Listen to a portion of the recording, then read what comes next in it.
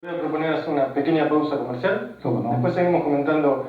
Me gustaría hacer un repaso de la serie de libros que escribió y cuál es el motivo que lo ha impulsado a escribir este tipo de libros. ¿Por qué la necesidad de mostrar a un Jesús distinto, como dice usted, más humanizado, que en realidad tendría que ser lo natural, ¿verdad? Vamos a establecer aquí una primera pausa comercial en esta edición especial de Puentes. Ya regresamos con este tema.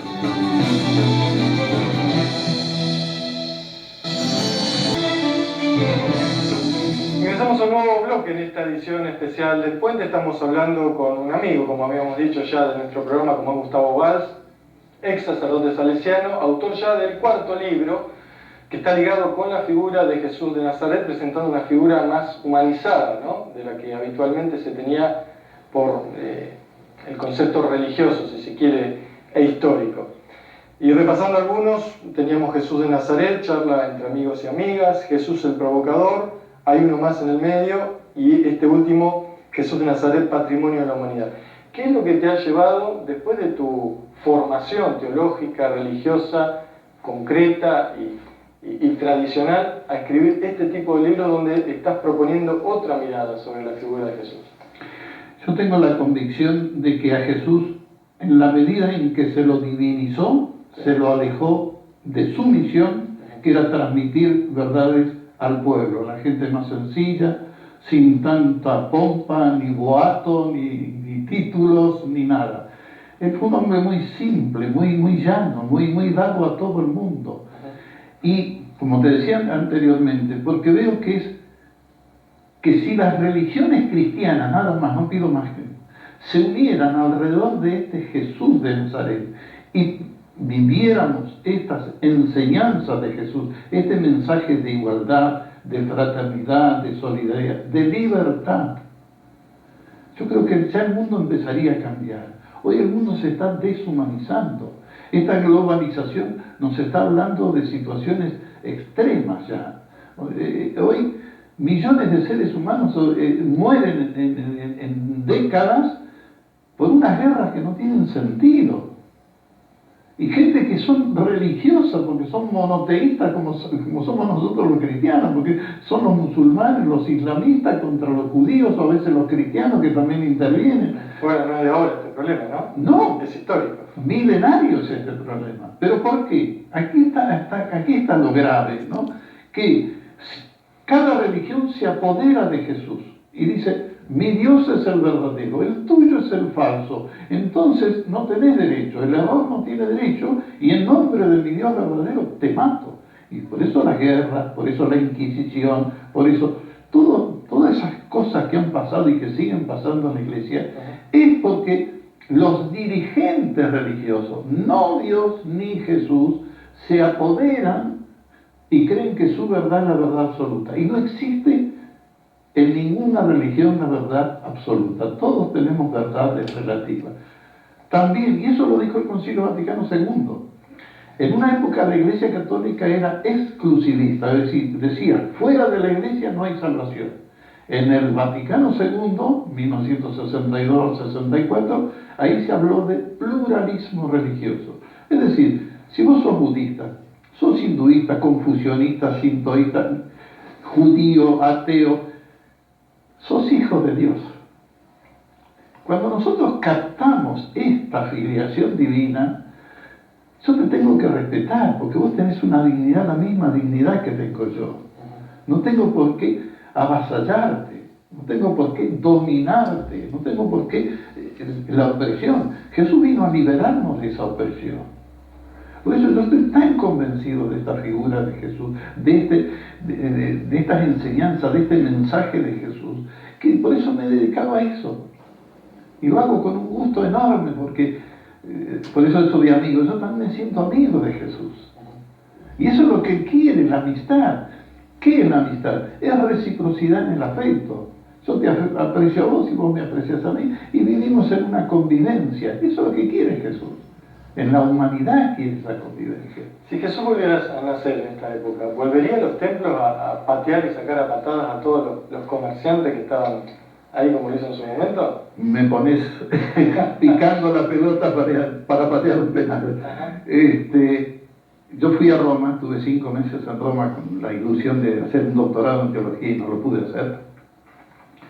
Y una vez entraba a la Basílica de San Pedro, son 24 metros, mármol por todos lados, ves belleza, unas estatuas, está la Pietà, por ejemplo, entrando a la derecha, etc.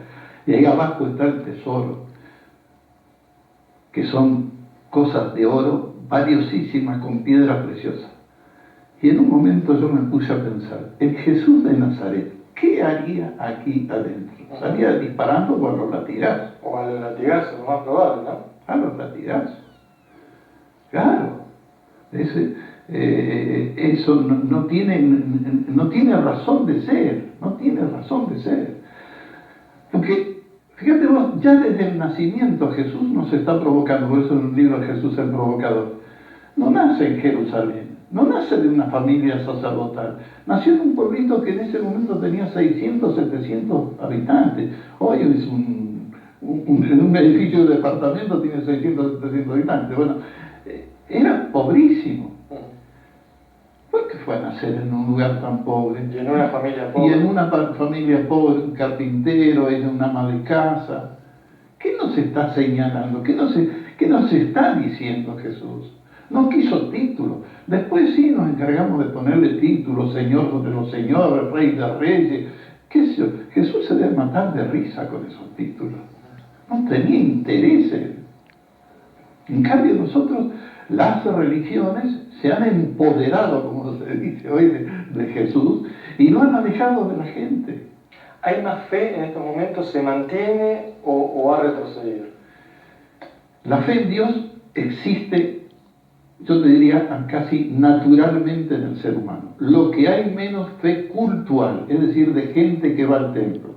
Te doy unos datos. Hace unos años, AICA, que es una agencia informativa católica argentina, sacó unas estadísticas en el Gran Buenos Aires, creo que estaba en la época de Jorge Bergoglio, y hablaba de cada 100 bautizados, 30 toman la primera comunión y el 10% va a misa el domingo. O sea, cultualmente hay una merma.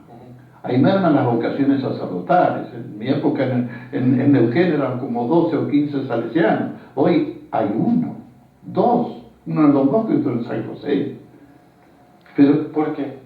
Cambiaron los tiempos, el hombre tiene otras tentaciones, otros caminos que te ofrece el mundo. Hoy hay un cambio muy grande. En ese cambio está Jesús presente como hace 150 años comenzaron pastores protestantes y teólogos católicos a estudiar al Jesús histórico. Vos sabés que ahí, los primeros 3 siglos se habla de ese Jesús histórico, era seguimiento de Jesús, no tenía ni templo, ni sacerdote, nada. Después viene la Iglesia Católica, llamemos, con culto, con templo, las basílicas, etcétera, comienzan en esa época. Y esto se llama el Cristo de la fe. Es decir, ya se lo hace persona de la Santísima Trinidad, segunda persona de la Santísima Trinidad, Hijo de Dios, y se le rinde culto y adoración. Jesús nunca quiso ni culto ni adoración, ¿no? Entonces, el hecho de que se haya empezado a estudiar a este Jesús histórico hizo que, primero, que Jesús nunca fue sacerdote, era profeta, no pertenecía a la casta sacerdotal de Leví. Era un hombre que se consustanció con las necesidades del pueblo. Por eso ¿por qué tiene esas reacciones en el templo? Porque el templo en ese momento era un gran negociado, que lo compartía el imperio, por eso había una guardia imperial, y lo compartían las castas sacerdotales, que eran los ricos del pueblo que vivían dentro del templo. Bueno, mucho no valió la cosa, por lo que... Lamentablemente no. Gustavo, muchísimas gracias, porque se me acaba el tiempo por haber estado nuevamente con nosotros.